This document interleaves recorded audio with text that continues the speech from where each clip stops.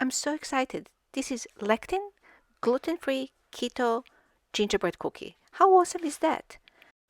First, huge thank you to Victoria's Keto Kitchen because she created this perfect flour that allowed me to make these gingerbread cookies. Thank you so much. So, we start by measuring. So this is 333 grams of almond flour, and then we are going to put oat fiber and egg white protein. So I will link the original recipe in the link below for the Victoria's Keto Kitchen flour. It's absolutely amazing. So then we added xanthan gum, so 2 tablespoons, and I'm going to add some baking powder. So for this one, because I don't want these cookies to grow, I just put 2 tablespoons. You don't see the second one. And really mix really well. So this is the mixture, completely mixed. We are going to use some natural birch extract, the xylitol. Now we need some soft butter. So this is half a cup of soft butter, and I'm going to add another half a cup of xylitol. This is finely ground, so it's very important to be finely ground. You can mix by hand, you can mix by mixer, as long as it's well incorporated. This looks good. And I'm going to add some molasses. Now, before you tell me molasses is not keto, you don't have to use molasses. You can use the brown sugar replacement. It's perfectly fine. I made the recipe both ways. I just prefer molasses. I'm not that strict on carbs. So I just added 1 tablespoon of molasses. But as I said, you can completely skip it. You don't have to add any brown sugar if you don't want to, though it's really delicious if you do. Brown sugar replacement. The main thing are the spices for the gingerbread for me. And another thing I just want to point out, when you buy the cinnamon in the normal supermarket, it's not actually the true cinnamon, it's Cassia. And there's nothing wrong with it. However, I really like the proper original cinnamon, and this cinnamon has all the health benefits that you read about when it comes to sugar, and overall gives so much better flavor. I will list all of the spices I used in the description, but feel free to use whatever is your preferred gingerbread cookie mixture. And I just add a little bit of pepper.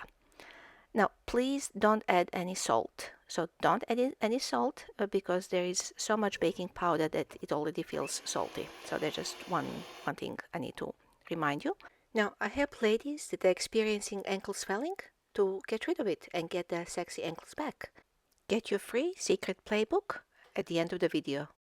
And I'm going to add a single egg. This recipe calls for 2 eggs, but because we already have the egg white protein in it, I find it too eggy if you add 2 eggs. Just a single egg for this mix. And we are pretty much ready to add our flour. So again, I measured the flour.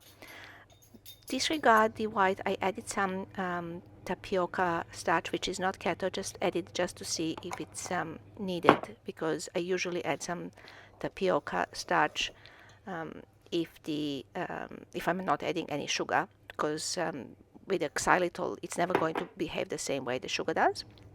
However, it's totally not needed, so I just didn't want to edit it out of this video.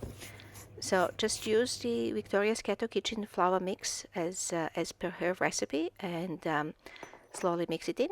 You can use the stand mixer if you prefer. I just find it so much easier with the hand mixer. Now you can see how this is dry. Please don't add any further liquids. This is perfectly fine. It will come together.